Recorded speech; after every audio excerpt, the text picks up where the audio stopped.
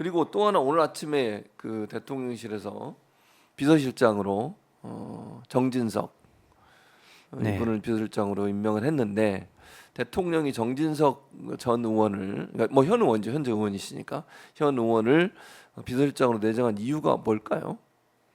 고육지책이었겠죠. 뭐 여러 후보군들이 있었고 가급적이면 소위 그래도 대통령과 호흡을 맞췄던 사람 중에서 찾아보려고 했는데 이제 중간에 소위 양정철 네, 비서실장 맞아요. 설도 그 얘기 있었지 나왔었죠. 않습니까? 네. 아, 이제 현실적으로 선택하기는 어려운 수였을 텐데 지금 소위 친윤 인사 중에 그 일을 맡을 수 있는 사람이 마땅치 않았는데 고육주책으로 선택한 거 아닌가 싶습니다만 또 정진석 의원이 과거의 친일 전력이나 이런 것들 때문에 잘하실 수 있을까 뭐 이런 걱정이 있습니다. 그리고 또 하나는 지금 현재 노무현 전 대통령 관련해서 2심 재판을 받고 있잖아요. 그렇습니다. 그런 분을 비서실장으로 임명하는 것이 과연 타당한지.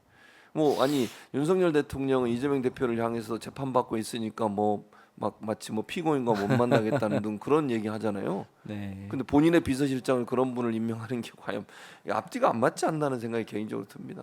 뭐 윤석열 대통령이 되는 과정에서 보여줬던 소위 살권수와 같은 공정의 이미지는 사실상 이제 이 양두구육으로 확인된 거 아닙니까?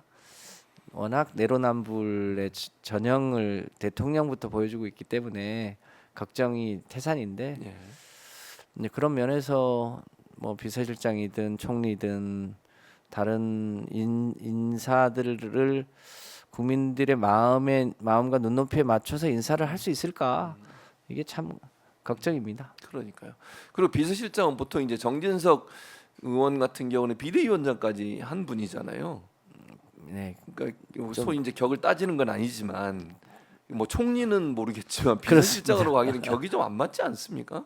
경륜이나 이런 걸로 따지면. 오죽했으면 그랬을까 싶기도 합니다. 그리고 이러면 그러면 정진석 비서실장을 임명을 했는데 이게 협치에 도움이 될 거라고 보세요? 뭐 예를 들면 대통령실 또는 정부와 야당 간의 협치 이 과정에서. 비서실장이 이제 어느 정도 일을 할 거냐에 따라서 다르지 않겠습니까? 예. 근데 비서실장은 임명직이기 때문에 그 자체로 협치를 비서실장이 주도적으로 할 거냐 여부는 조금 이제 다른 문제인 것 같고요. 네. 근데 사실상 총리를 어떤 사람으로 임명할 거냐가 중요한 문제인 것 같고 예. 더 중요한 거는 실제로 이 국민들이 이번 총선에 보여줬던 소위 국정의 기조를 전면적으로 바꿔라. 이 문제를 지금 대통령이 수용할 거냐.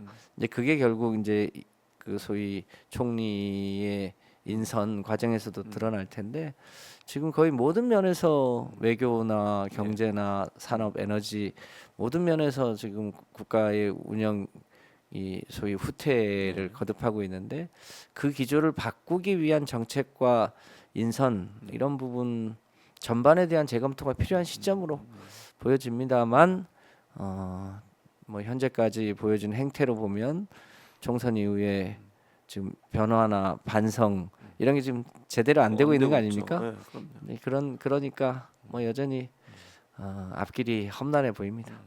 그러니까 총리 인선 얘기를 하셨으니까 뭐 양정철 뭐 얘기도 했었고 그런 얘기가 나오면서 여러 가지 얘기가 있잖아요. 비선 논란이 지금 나오고 있습니다. 예를 들면 공식적인 대통령실의 라인이 아니라 비선 소위 비선 라인을 통해서 뭐 이렇게 거론되는 분들 소위 뭐 가장 논란이 되는 게 박영선, 양정철 이 투톱에 예. 관련된 논란인데 이런 이슈들이 나오고 이게 언론에 보도가 되는 이 과정에서 지금 대통령실에는 공식 라인보다는 비선 라인이 더 영향력을 행사하는 거 아니냐 이런 지금 논란이 있거든요.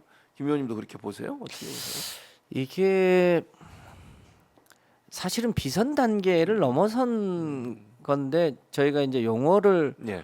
적절한 용어를 못 찾다 보니까 비선이란 용어를 쓰는데요. 이미 오래전부터 용산 대통령실에서는 V1, V2라는 용어가 있지 않습니까? 보통 저도 노무현 대통령 때 청와대에 있었습니다만 대통령을 흔히 비서실에서는 이 VIP 네, 내지는 그렇죠, 줄여서 그렇죠. V라고 예, 예. 불러왔는데 지금 용산에서는 대통령이 2명인 겁니다. V1, V2. 그래서 V1을 윤석열, V2를 김건희라고 불러왔는데 어떨 때는 정반대로도 불렀다고 합니다. V1을 김건희, V2를 윤석열이라고 할 정도로 김건희 여사의 소위 이제 국정 개입이 거의 일상적으로 되어 왔는데 그렇다고 보면 물론 윤석열 부인 김건희 씨가 선출된 권력은 아니지만 이미 용산 내에서는 V1, V2로 불릴 만큼 실질적인 국정 개입을 해왔고 이번에 박영선 총리설, 양정철 비서실장 설도 그런 면에서 보면 뭐 공공연한 의사결정 라인에서 진행된 일이다. 비선의 문제가 아니라 그만큼 권력이 오작동 해왔는데 그 대통령으로 선출되지 않은 사람이 공공연하게 V2라고 불릴 정도의 권력을 행사해 왔던 단면이 이번에 적나라하게 드러난 거 아닌가 그렇게 보여집니다. 그럼 앞으로도 이런 사태, 지금 말씀하신 V1, V2를 말씀하셨는데 이런 문제는 바뀌지 않고 또는 해결되지 않고 계속 갈 거라고 보십니까? 어떠십니까?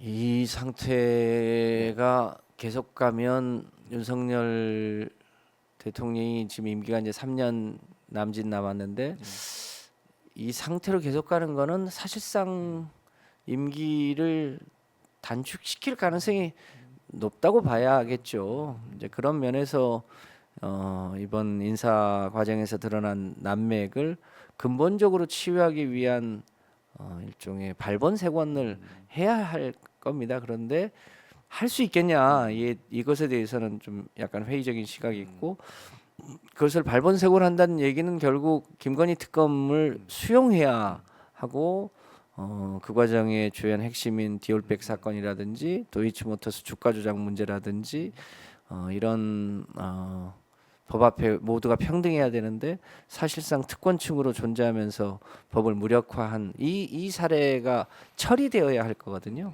그렇게 되어야만 그 소위 비공식 라인 내지는 V2 논란이 종식될 수 있는 거 아니겠습니까?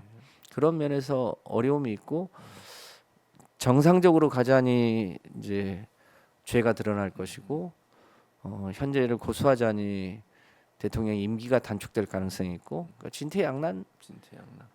네. 보여집니다. 의원님이 보실 때도 이게 쉽게 해결될 수 있는 상황은 아니라고는 보시는 거잖아요. 그렇습니다. 예, 예.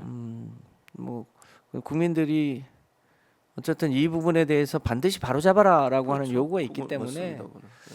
피해갈 수 없을 거고 피하려고 하면 더 큰 저항에 부딪힐 것이고 결국은 국민들의 뜻을 받아들여서 김건희 특검을 수용하는 쪽으로 가게 되지 않을까. 뭐 한동훈 특검도 있고 네. 최상병 특검도 있습니다만 그런 것을 이제는 피해 나가기 어렵지 않을까. 그 과정에서 진실이 얼마나 밝혀질지는 여전히 미지수입니다만 피해가긴 어려울 거다. 그거 보여집니다.